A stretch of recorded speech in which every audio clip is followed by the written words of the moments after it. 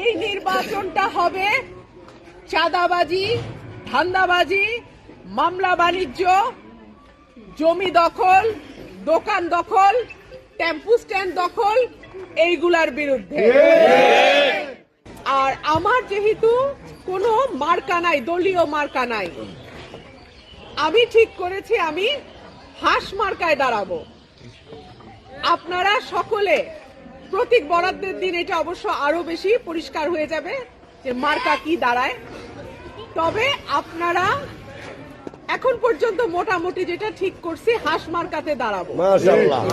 দল মত ধর্ম বর্ণ নির্বিশেষে সকলের কাছে আমার আহ্বান থাকবে, আপনার মূল্যবান ভোটটা দেবেন যাতে আগামী 5 বছরের জন্য আপনার পরিবার, আপনি, আপনার সমাজ এবং আপনার এলাকা নিরাপদ থাকে।